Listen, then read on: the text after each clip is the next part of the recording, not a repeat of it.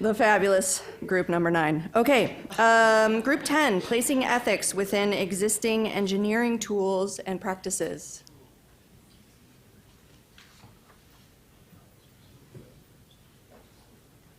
So we talked about doing an interpretive dance, and thank God we didn't. So I'm very excited about that. It was a really fantastic group I was with. I'm going to try to distill this down. I did make some slides last minute, but if I miss something, I hope the other members of the group will step in. So we started with 2 questions. What are the ethical considerations that exist alongside other more familiar considerations in engineering education or practice, such as cost-benefit analyses, manufacturability, et cetera, or are these ethics and values foundations underlie these factors? And then again, how can a variety of tools and approaches, such as privacy, impact assessments, human rights assessments, et cetera, and threat modeling tools and design patterns inform ethics educational efforts? Can ethical considerations be amplified or revealed in these existing tools to help? So first of all, what are the key factors needed to deal or to overcome this challenge? We talked about understanding ethics as foundational to engineering tools and practices. In a similar way to math, you need to know the basics of ethics before you apply it in terms of engineering tools and practices, or even have the knowledge of when you need to bring in outside experts. It's kind of that, being able to see things. Philosophy contributes to engineering by helping teach students critical reasoning skills and other things, and then engineering can also feed back into the field of technology. So there's this dual kind of feedback. There's an issue of finding out about tools. What are the assumptions behind these tools? You know, engineers need to develop the competency of questioning the parameters they might be given for a design problem when they're using a tool, and or question if the design problem is even necessary at all. So being able to go back and kind of ask those beginning framing questions. And students need practice in using these assessment tools, much like riding a bike. Often, you know, they don't come across things like risk assessment or some of these tools until they're out of school, and they really need a safe place to practice these skills and really realize how the ethics inform this. They need to know the basics of ethics so you can bring it into the process. The process provides hooks to bring in ethical thinking and reasoning, and you need this knowledge to successfully use these process tools. And by applying ethical tools and analyses to these processes, you begin to identify the values relevant to the system or the contexts. These values in turn are identified with particular conceptions, which may be supported by specific properties of a socio-technical system. So when talking about what approaches or strategies have been used or might be used, we talked about engineering decision-making is ethical decision-making. This has come up multiple times. The constructivist turn, you know, using design approaches to get at underlying values, using analysis briefings, case studies, modifying structural problems to address ethical issues, better problem-solving skills needed, and the students need kind of self-awareness and moral awareness, and to try to develop that. Skills of framing questions, rhetoric and communication skills are extremely important. Having students look at the social construction of knowledge, the importance of hiring faculty with dual competencies in ethics and other fields, not expecting them to come in and then we'll teach you. Hiring people who actually have this kind of dual degree is extremely important as well, and something we may want to look to. And then we talked a lot about foundational tools in ethics, such as ethical decision-making frameworks, moral theories, professional codes and guidelines, and we need to work on finding which of these foundational tools might suit in a class or a workshop. And also we talked about maybe gathering some of these together. Some of the approaches that individual members of the group hope to implement this semester, once again, hiring faculty with these, you know, expertise in 2 realms, one of which should definitely be ethics.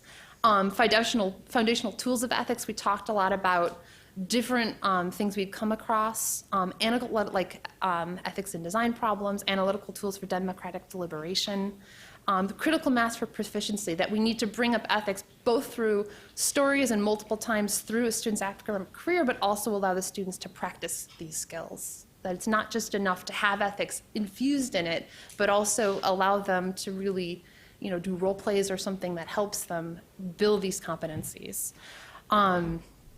Assessment, what works in using these tools, and also bringing in stakeholders so you get that outside viewpoint.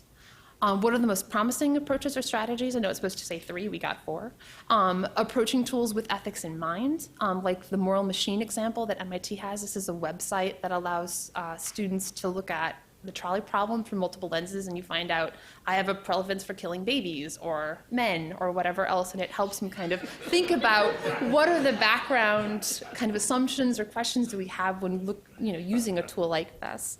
Recognizing the need for effective deliberation and dialogue. The Public Conversations Project has a lot of good resources there to help with that. Integration of different disciplines, engaging with philosophers, engineers, and psychologists. For instance, looking at the cognitive developments of students and how this intersects with developing curricula. If we're presenting things up here and our students are down here, it's not going to work. And then also creativity and developing moral imagination. The Rock Institute calls some of this moral fitness, or the need to practice these skills along with having that moral imagination. What are some ways our group or team could collaborate with others in the future to help with this challenge? Talking with people in the profession. What tools do they use? Sharing knowledge among and beyond academe. For instance, we talk about, we have case studies we use in class. They're often extremely narrow, looking at other people of how these cases have been used and adapted, sharing resources, not just with other professors, but also looking at corporations and other places.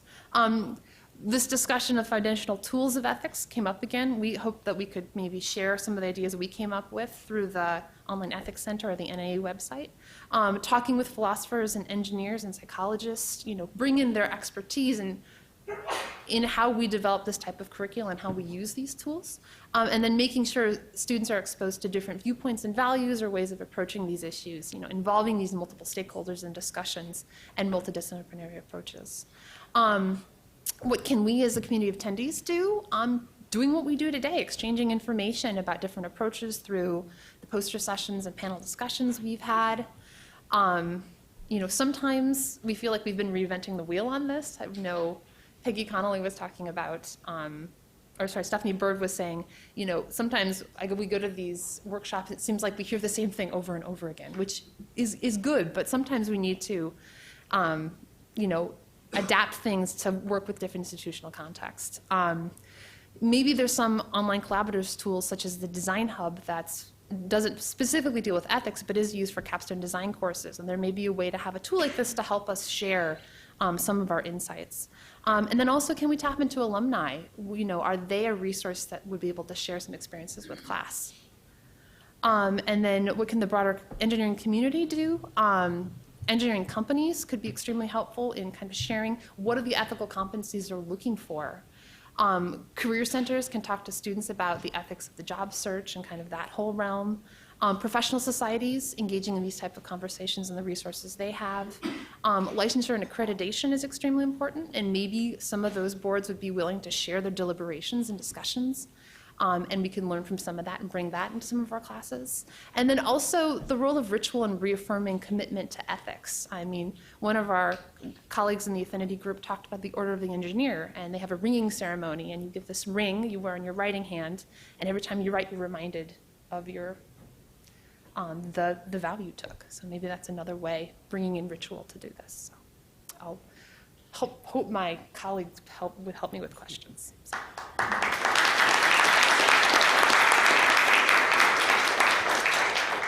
Just a quick comment. There is a professional society called Society for Ethics Across the Curriculum, which meets yearly. It has a journal called Teaching Ethics, and it is really helpful to respond to one of the remarks made last time. And that is, you see how in different disciplines, ethics is being integrated into the curriculum, so as in history, political science, economics, and so on.